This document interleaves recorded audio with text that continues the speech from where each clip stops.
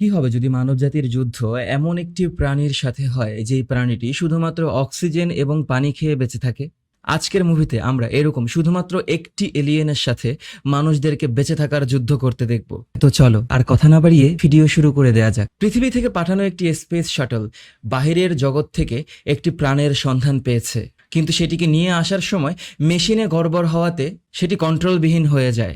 স্পেসের সব থেকে বড় স্পেস স্টেশনে কিছু অ্যাস্ট্রোনটরা সেটাকে ধরার জন্য অপেক্ষা করছে। ওই কন্ট্রোল হারিয়ে ফেলা স্পেস শাটলটিকে ধরার জন্য তারা সবাই একেবারে প্রস্তুত। যখন সেটা পৃথিবীর কাছাকাছি এসে পৌঁছাবে, তখনই একটা অ্যাস্ট্রোনট সেই স্পেস স্টেশনের বাইরে দাঁড়িয়ে একটি রোবোটিক হ্যান্ড নিয়ে অপেক্ষা করে ওইটা যখন খুব কাছাকাছি চলে আসে, তখন সেই রোবোটিক হ্যান্ড ব্যবহার করে সেই স্পেস শাটলটাকে ওরা ধরে ফেলে। ওরা সবাই খুব আনন্দিত হয় এবং পৃথিবীর সবাইকে সেটা জানিয়ে দেওয়া হয়। ওরা সেই স্পেস শাটলের মধ্য থেকে সেই স্যাম্পল কালেক্ট করে সেইটার পরীক্ষা নিরীক্ষা করা শুরু করে। ডেরি যখন সেইটাকে নিয়ে গবেষণা চালাচ্ছে, তখন সেইটার ভিতরে জান ছিল না, কিন্তু সেইটার ভিতরে জান ফিরিয়ে দেওয়ার জন্য ওকে এক ফোঁটা পানি দেওয়া হয় এবং সেইটার মধ্যে ছোট একটা ইলেকট্রিক শক দেওয়া হয়। তখনই সেই বাহিরের জগতের জীবটা নড়া শুরু করে। ওরা সবাই অনেক আনন্দিত ছিল। পৃথিবী থেকে কিছু বাচ্চারা তাদেরকে অভিনন্দন জানায়। একটি প্রোগ্রাম তৈরি করা হয়। সেই প্রোগ্রামে তারা সবাই অ্যাস্ট্রোনটদের সাথে কথা বলে। পৃথিবীর সকল মানুষরা খুবই আনন্দিত ছিল। তখন একটি বাচ্চাকে বলা হয় সেই প্রাণীটার নামকরণ করার জন্য। সেই বাচ্চাটি প্রাণীটার নামকরণ করে ক্যালভিন।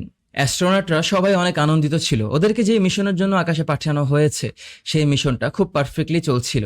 পরের দিন ওরা আবারও ওইটাকে নিয়ে গবেষণা শুরু করে। ওইটার ভিতরে বিভিন্ন সেল জন্ম নিয়েছে। প্রাণীটা আস্তে আস্তে বড় হচ্ছে। ক্যালভিন এত ছোট হওয়া সত্ত্বেও ও ইন্টেলিজেন্ট ছিল এবং ও মানুষের উপস্থিতি সেন্স করতে পারত। ওই ছোট ক্যালভিনটা ছোট একটা গাছের রূপ নেয়। ওরা সবাই আনন্দিত হয় এবং ওই দিনের মতো ওদের মিশন কমপ্লিট হয়। ওদের একজন অ্যাস্ট্রোনটের স্ত্রী তার বাচ্চাকে জন্ম দেয় এবং সবাই সেখানে আনন্দ উদযাপন করছিল। ওরা সবাই ঘুমানোর পর পরের দিন যখন আবারও ক্যালভিনকে নিয়ে গবেষণা শুরু করা হয়, তখন দেখতে পায় ক্যালভিন নড়াচড়া শুরু করেছে। পরের দিন সকালবেলা হঠাৎ করে ওরা একটা ওয়ার্নিং সাউন্ড শুনতে পায়। সেই ক্যালভিনকে যে বক্সের মধ্যে রাখা হয়েছে, সেই বক্সের ভিতরে অক্সিজেনের মাত্রা খুব বেশি হয়ে যাওয়ায় ক্যালভিন অজ্ঞান হয়ে যায় এবং ক্যালভিন সেই মেশিনটাকে ব্রেক করার চেষ্টা করে। ওরা সবাই খুব চিন্তিত হয়ে পড়ে যে কিভাবে আবারও ক্যালভিনকে জীবিত করা যায়। ওরা সেই দিন অনেক গবেষণা শেষ করে ঘুমাতে যায়। ঘুমানোর পর পরের দিন যখন ওরা ঘুম থেকে উঠে আসে, তখন ক্যালভিনকে জীবিত করার জন্য ওরা ক্যালভিনকে ইলেকট্রিক শক দেয়। ইলেকট্রিক শক দেওয়ার সাথে সাথে যেই অ্যাস্ট্রোনট ক্যালভিনকে ইলেকট্রিক শক দেয়, সেই অ্যাস্ট্রোনটের হাতে ক্যালভিন শক্ত করে চেপে ধরে। ওই অ্যাস্ট্রোনট কোনোভাবেই তার হাত সেইখান থেকে ছুটাতে পারছিল না, বরং ক্যালভিন সেই হাতটাকে আরো শক্ত করে জোরে চেপে ধরছিল। ওরা সবাই মনিটরের মধ্যে দেখতে পায় সেই অ্যাস্ট্রোনটের হার্টবিট বেড়ে যাচ্ছে। এক পর্যায়ে গিয়ে ও হাতটিকে ভাঙা শুরু করে এবং মোচড়ানো শুরু করে। ও ওই অ্যাস্ট্রোনটের হাতের সবগুলো হাড় ভেঙে ফেলে এবং হাড়টাকে মুচড়িয়ে ওই অ্যাস্ট্রোনটকে ওইখানেই অজ্ঞান করে ফেলে। ওই অ্যাস্ট্রোনটের নাম ডেরি। ডেরি যখন অজ্ঞান হয়ে যায়, তখন কেলভিন তার হাতটিকে ছেড়ে দেয়। ডেরি সেখানে অজ্ঞান হয়ে ভাসমান অবস্থায় ভাসতে থাকে। ক্যালভিন ওর বক্স থেকে বের হয়ে আসার চেষ্টা করে হাত ঢুকানোর গ্লাভসের মাধ্যমে, কিন্তু ও বের হতে পারে না। ও আবারও ওর বক্সের ভিতরে ফিরে যায় এবং বক্সের ভিতর থেকে ইলেকট্রিক শক দেওয়া সেই কাঠিটাকে ভেঙে ফেলে এবং সেইটার মাথার নিডলটাকে ব্যবহার করে সেই হ্যান্ড গ্লাভসের মধ্য দিয়ে ফুটো করে সে বক্সের বাহিরে বের হয়ে আসে। ক্যালভিন ওই রুমের ভিতরে ছোটাছুটি শুরু করে এবং সেই রুমের ভিতরে রাখা একটি ইঁদুরের বক্সের মধ্যে ঢুকে যায়। ইঁদুরটি যখন ভয় পেয়ে ওকে কামড়ানোর চেষ্টা করে, তখন ও ইঁদুরটিকে পুরোপুরি মুচড়িয়ে দমড়ে ওর রক্তগুলো খেয়ে ফেলে এবং ইঁদুরটাকে ওইখানেই মেরে ফেলে। ইঁদুরটাকে মারার পর ক্যালভিন সেই বক্স থেকে বের হয়ে আসে। আমাদের অ্যাস্ট্রোনট অ্যাডামস যখন ওই রুমের ভিতরে ঢুকে আসে ডেরিকে বাঁচানোর জন্য, তখন ও একটু সময়ের মধ্যে ডেরিকে সেই রুম থেকে বের করতে সক্ষম হলেও ক্যালভিন এসে অ্যাডামসের পায়ে চেপে ধরে এবং ওরা সবাই মিলে সেই দরজাটাকে লাগিয়ে দেয়। অক্সিজেন লাইটের মাধ্যমে ক্যালভিনকে পুড়িয়ে ফেলার চেষ্টা করলে ক্যালভিন অ্যাডামসের পা ছেড়ে দিয়ে ওই রুমের ভিতরেই ঘোরাফেরা শুরু করে। তখন অ্যাডামস সেই রুমের ভিতর থেকে একটি ফায়ার বার্নার নিয়ে ওকে বার্ন করার চেষ্টা করে। ওকে যতই আগুনের তাপ দিচ্ছিল না কেন, ও মারা যাচ্ছিল না, ও পুড়ছিলও না, ওর কোনো ক্ষতিই হচ্ছিল না। সেই ফায়ার বার্নারের তেল শেষ হয়ে যায় এবং ও আর আগুন মারতে পারে না। ওরা খুঁজে পাচ্ছিল না ক্যালভিন কোথায়। ওরা যখন খুঁজে যাচ্ছিল, ঠিক সেই মুহূর্তে ক্যালভিন উপর থেকে হঠাৎ করে নেমে এসে অ্যাডামসের মুখের ভিতরে ঢোকা শুরু করে। অ্যাডামস শত চেষ্টা করলেও ক্যালভিন ওর মুখের ভিতর দিয়ে ওর বডির মধ্যে চলে যায়। ক্যালভিন ওর পেটের ভিতরে ঢোকার পর ওর পেটের ভিতর থেকে নাড়ি ভুঁড়িগুলোকে সব ছিঁড়ে ফেলা শুরু করে এবং ওর শরীরের ভিতর থেকে পানি এবং রক্ত খাওয়া শুরু করে। সবাই ওকে ডাকাডাকি করতে থাকে, কিন্তু কিছু সময়ের মধ্যেই ওর মুখ থেকে রক্তের বন্যা বয়ে আসে এবং আমাদের অ্যাডামস ওইখানেই মারা যায়। ওই ফায়ার বার্নারটা উড়তে উড়তে ওইখানে একটা ওয়ার্নিং সৃষ্টি হয়। এবং সেই রুমের ভিতরে অক্সিজেন ঢোকা শুরু করে। হঠাৎ করে ক্যালভিন অ্যাডামসের মুখের ভিতর দিয়ে আবারও বের হয়ে আসে। ততক্ষণে ক্যালভিন অনেক বড় হয়ে গিয়েছিল। ওই রুমের মধ্যে হাওয়া ঢোকার পাইপের ফাঁকা দিয়ে ক্যালভিন সেই রুম থেকে বের হওয়ার চেষ্টা করে। ওরা একে একে সবগুলো ফাঁকা বন্ধ করতে থাকে, কিন্তু সর্বশেষ ফাঁকাটি বন্ধ করতে দেরি হয়ে যায় এবং ক্যালভিন সেই পাইপের মধ্য দিয়ে ঢুকে যায়। ক্যালভিন ততক্ষণে ওই স্পেস স্টেশনের কোনো একটা পাইপের মধ্যে ঘুরে বেড়াচ্ছিল, কিন্তু ওরা জানে না ও কোথায় আছে। অ্যাডামসকে সেই রুমের ভিতর থেকে বের করে ওর মৃতদেহকে র্যাপিং করে রাখা হয়। হঠাৎ করে ওরা একটা ওয়ার্নিং পায় যে ওদের পানির সাপ্লাই সেকশন সম্পূর্ণ বন্ধ হয়ে গেছে। সেই পানির সাপ্লাই সেকশন কেন বন্ধ হয়েছে, স্পেস স্টেশনের বাইরে গিয়ে সেটাকে যাচাই বাছাই করার জন্য রওনা দেয়। ওলগা যখন সেইখানে গিয়ে পৌঁছায় তখন সে সেই চেম্বার খোলার পর দেখতে পায় সেটার মধ্যে থাকা সব পানি শুকিয়ে গেছে। সেই পানি কোথায় গেল এটা যখন ওরা ভাবছিল, তখনই সেই চেম্বারের মধ্য থেকে ক্যালভিন বের হয়ে আসে এবং ওলগার শরীরের ভিতরে ওলগাকে চেপে ধরে। ক্যালভিন ওলগার শরীরের ভিতরে ঢোকার জন্য সেই স্পেস স্যুটের ভিতরে ফাঁকা খোঁজা শুরু করে। সেই স্পেস স্যুটের মধ্যে ফাঁকা খুঁজতে গিয়ে ওলগার স্পেস স্যুটের ওয়াটার সেকশনটাকে ব্রেক করে দেয়। ওর স্যুটের ভিতরে পানি ঢুকে আসে এবং ওর মুখের সামনে ভাসা শুরু করে। ক্যালভিন ততক্ষণে ওকে শক্ত করে চেপে ধরে রেখেছে। ওকে যে করেই হোক একটি ইভ্যাকুয়েশন চেম্বারের ভিতরে পৌঁছাতে হবে। ও ইভ্যাকুয়েশন চেম্বারে পৌঁছানোর জন্য ঝাঁপ দিয়ে সেইখান দিয়ে রওনা দেয়। ওর হাতে সময় অনেক কম ছিল। ওর বক্সের ভিতরের পানি ব্রেক হয়ে যাওয়ায় ও কিছু দেখতে পাচ্ছিল না। ওর পুরো চোখের সামনে মুখের সামনে পানি ভেসে বেড়াচ্ছিল এবং ও খুব অল্প দেখতে পাচ্ছিল। ওর নিঃশ্বাস নেওয়া কষ্ট হয়ে যায়। ওকে বাঁচানোর জন্য ডেভিড খুব দ্রুত রেডি হয়ে সেই ইভ্যাকুয়েশন চেম্বারে গিয়ে ওর অপেক্ষায় দাঁড়িয়ে থাকে।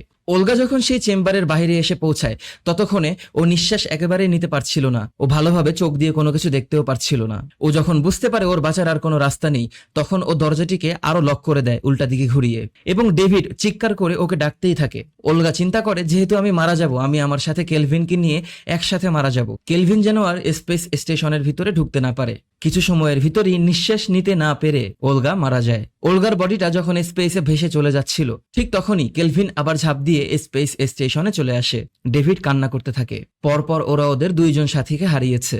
ওরা ভাবতে থাকে কেলভিন কোন দিক দিয়ে ঢুকতে পারে। তখনই ওদের থ্রাস্টারের কথা মনে হয় যে থ্রাস্টারের পাইপের মধ্য দিয়ে কেলভিন ভিতরে চলে আসতে পারবে। প্রত্যেকটা থার্স্টারের সামনে একটি করে সেন্সর দেওয়া আছে।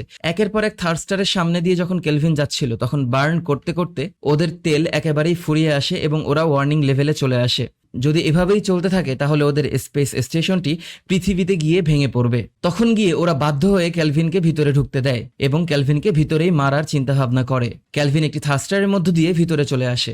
ওরা খুঁজতে থাকে ক্যালভিন কোথায় থাকতে পারে, কিন্তু ক্যালভিন ততক্ষণে ডেরির পায়ের ভিতরে অ্যাটাক করে বসেছে।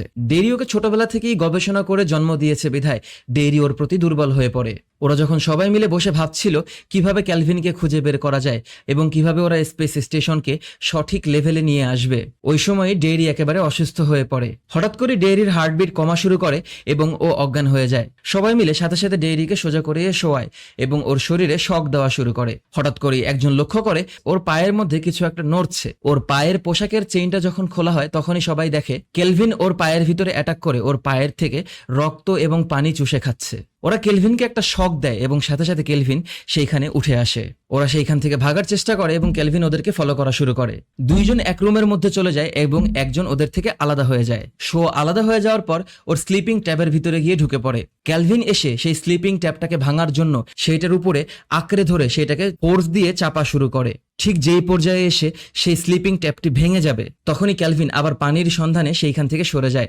বাকি ভেগে যাওয়া অ্যাস্ট্রোনট দুইজন আবারও এসে ডেইরিকে বাঁচানোর চেষ্টা করে, কিন্তু ডেইরি সেইখানে মারা যায়। তখন ডেভিড এবং মিরান্দা স্পেস স্টেশনের সেন্সরের মধ্যে দেখতে পায় ক্যালভিন পুরো জাহাজের মধ্যে ঘুরে বেড়াচ্ছে। মৃতদেহের শরীরের মধ্য থেকে বের হয়ে আসা ফুটো ফুটো রক্তগুলোকে ক্যালভিন দেখতে পাচ্ছিল এবং সেগুলোকে খেতে খেতে ও যখন মৃতদেহর কাছে এসে পৌঁছায় তখনই মিরান্ডা এবং ডেভিড ওকে ওই রুমের ভিতরে লক করে ফেলে। ওই রুম থেকে ওর বের হয়ে যাওয়ার আর কোনো রাস্তা ছিল না। ওই রুমের ভিতরেই ও অক্সিজেন না পেয়ে যেন মারা যায়, এই জন্য রুমের ভিতর থেকে সব অক্সিজেনকে ছেড়ে দেওয়া হয়। তখনই পৃথিবী থেকে একটি শাটেল চলে আসে, যে শাটেলটি ওদেরকে বাঁচানোর জন্য আসে না, বরং পুরো স্পেস স্টেশনটিকে মহাকাশের অদূর প্রান্তে ঠেলে দেওয়ার জন্য আসে। কারণ নাসা সিদ্ধান্ত নিয়েছে এই এলিয়েনকে পৃথিবীতে আসতে দেওয়া যাবে না। শো মনে করে পৃথিবী থেকে ওদেরকে বাঁচানোর জন্য কেউ এসেছে এবং ও ওই শাটেল বরাবর চলে যায়। শো জানে না ওই শাটেল বরাবরের ওই মৃত রুমের মধ্যেই ক্যালভিনকে লক করে রাখা হয়েছে। শো সেই মৃতদেহ পার করে শাটেলের কাছে গিয়ে যখন পৌঁছায় তখনই ক্যালভিন ওকে অ্যাটাক করে বসে। ক্যালভিন আর ওর মধ্যে যখন ফাইট হচ্ছিল, স্পেস শাটেলের লক লুজ হয়ে যায় এবং সেইখান দিয়ে হাওয়া ব্রেক হওয়া শুরু হয়। বাতাসের ফোর্স সবকিছুকে টেনে নিচ্ছিল। ক্যালভিন আস্তে আস্তে শো এর হাত পা বেয়ে উপরে চলে আসে। যখন ক্যালভিন মিরান্ডাকে ধরে ফেলবে তখনই শো ক্যালভিনকে নিয়ে নিচে ঝাঁপ দেয়। শো সেইখান থেকে বের হয়ে স্পেসে চলে যায়। সাথে সাথে ক্যালভিন আবারও উপরে বেয়ে আসে এবং আস্তে আস্তে মিরান্ডাকে ধরার চেষ্টা করে। মিরান্ডা এবং ডেভিড অনেক কষ্ট করে উপরে উঠে এসে সেই দরজাটাকে লক করে দেয়। আর বাতাসের ফোর্সের জন্য সেই স্পেস শাটলটি তার ব্যালেন্স হারিয়ে ফেলে স্পেস স্টেশনের উপরে এসে বিধ্বস্ত হয় এবং স্পেস স্টেশনের অর্ধেক স্পেস স্টেশন ধ্বংস হয়ে যায়। চারিদিকে অসংখ্য ওয়ার্নিং বাজতে থাকে। ওদের স্পেস স্টেশনের হিটিং সিস্টেমটা বন্ধ হয়ে যায় এবং স্টেশনের ভিতরে অনেক ঠান্ডা পড়া শুরু করে। আস্তে আস্তে ওরা এক পর্যায়ে কাঁপা শুরু করে এবং সেটার ভিতরে আস্তে আস্তে অক্সিজেনও কম হওয়া শুরু করে। ওরা বুঝতে পারে অল্প সময়ের ভিতরেই ওরা মারা যাবে। ঠিক তখনই গিয়ে ডেভিডের মাথায় একটি আইডিয়া আসে যে ওই স্পেস স্টেশনের মধ্যে 2টি সেফটি ইজেকশন পড আছে, যেই পডের ভিতরে যাওয়ার পর বাটন চাপ দিয়ে দিলে ওরা অটোমেটিক্যালি পৃথিবীতে গিয়ে পৌঁছাবে। ডেভিড তখন মিরান্ডাকে বলে, আমি কিছু অক্সিজেন লাইটের মাধ্যমে ডেভিডকে আমার দিকে ডেকে নেব, ওকে নিয়ে আমি একটা পডে চলে যাব এবং সেই পড ইজেক্ট করে আমি ডেভিডকে নিয়ে স্পেসের অনেক দূরে চলে যাব এবং তুমি ঠিকভাবে পৃথিবীতে গিয়ে পৌঁছাবে। মিরান্ডা প্রথমে রাজি হয় না, কিন্তু এক পর্যায়ে গিয়ে মিরান্ডাকে যখন ডেভিড ফোর্স করে তখন মিরান্ডা কেঁদে দেয়। ডেভিড কিছু অক্সিজেন লাইট নিয়ে ক্যালভিনকে খোঁজা শুরু করে দেয়। ক্যালভিনেরও বাঁচার জন্য অক্সিজেনের প্রয়োজন ছিল, তাই ওই অক্সিজেন লাইট থেকে বের হয়ে আসা অক্সিজেনের গন্ধ পেয়ে ক্যালভিন সেইখানে চলে আসে এবং সেই অক্সিজেন লাইটকে জড়িয়ে ধরে অক্সিজেন নেওয়া শুরু করে। ডেভিড কিছু দূরে গিয়ে আরেকটি অক্সিজেন লাইট জ্বালায় এবং ক্যালভিন আবারও সেই লাইটের কাছে চলে আসে। লাইটটা কিছুক্ষণের জন্য তোমাকে অক্সিজেন সাপ্লাই দেয়। যখনই সেই অক্সিজেনটা শেষ হয়ে যাচ্ছিল তখনই ক্যালভিন আবার নতুন লাইটের কাছে চলে আসছিল। এভাবে ওই লাইট ফলো করতে করতে ক্যালভিন চলে আসে ডেভিডের সেই ইজেক্ট পডের মধ্যে। ডেভিডের ইজেক্ট পড যখন লাইটিং করা শুরু করে তখনই মিরান্ডা চলে যায় আরেকটা ইজেক্ট পডের মধ্যে। ক্যালভিন এসে ততক্ষণে ডেভিডকে পুরোপুরি আক্রমণ করে বসে। তখন ওইখানে আরেকটা অক্সিজেন লাইট পাওয়ার পর ক্যালভিন যখন সেই অক্সিজেন লাইট নিয়ে ব্যস্ত হয়ে যায়, ওরা দুইজন প্রোগ্রামিং স্টার্ট করে এবং পড দুইটাকে ইজেক্ট করে দেয়। এসকেপ পড ইজেক্ট করার সাথে সাথেই ওদের দুইজনের এসকেপ পড পৃথিবীর দিকে যাওয়া শুরু করে। ডেভিড চেষ্টা করে ওর ইজেক্ট পডকে জোরপূর্বক মহাকাশের দিকে নিয়ে যাওয়ার জন্য। তখনই সেখানে ধ্বংস হয়ে যাওয়া স্পেস স্টেশনের কিছু অংশে আমাদের মিরান্ডার স্পেস পডটি ক্ষতিগ্রস্ত হয়। আমরা দেখতে পাবো একটি পড মহাকাশের দিকে চলে যাচ্ছে এবং আরেকটি পড পৃথিবীর দিকে চলে যাচ্ছে। কিছুক্ষণ জোরপূর্বক এসকেপ পডের কন্ট্রোলিং ধরে রাখার পরে ক্যালভিন ডেভিডকে পুরোপুরি আক্রমণ করে ওর হাত পাগুলো ভাঙা শুরু করে এবং ওর শরীরের সম্পূর্ণ কন্ট্রোল নিয়ে নেয়। একটি পড পৃথিবীর অ্যাটমসফিয়ারের ভিতরে ঢুকে যাওয়ার পরপরই সেটার ভিতর থেকে প্যারাশুট বের হয়ে আসে এবং সেইটা এসে সমুদ্রে পড়ে। কিছু মানুষ সেই পডের ভিতরে কে আছে সেইটা দেখার জন্য সেই পডের কাছে চলে আসে এবং পডের কাছে আসার পর দেখতে পায় পডের ভিতরে একটি অবাক করা দৃশ্য এবং পডের মধ্য থেকে দেখা যায় ডেভিডকে। ডেভিড তাদেরকে দরজা খুলতে না করছে। আর অন্যদিকে আমরা দেখতে পাবো যেই এসকেপ পডটি মহাকাশের অদূরে চলে যাচ্ছে, সেই এসকেপ পডের মধ্য থেকে মিরান্ডা চিৎকার করছে। এর মাধ্যমে এলিয়েনটা পৃথিবীতে এসে পড়ে আর আমাদের মুভির সমাপ্তি ঘটে। তো ভিডিওটি যদি তোমাদের কাছে ভালো লেগে থাকে তাহলে লাইক, কমেন্ট এবং শেয়ার করে দিও। পরবর্তী ভিডিও দেখার আমন্ত্রণ জানিয়ে বিদায় নিচ্ছি আমি অনিক আলভিন। টাটা।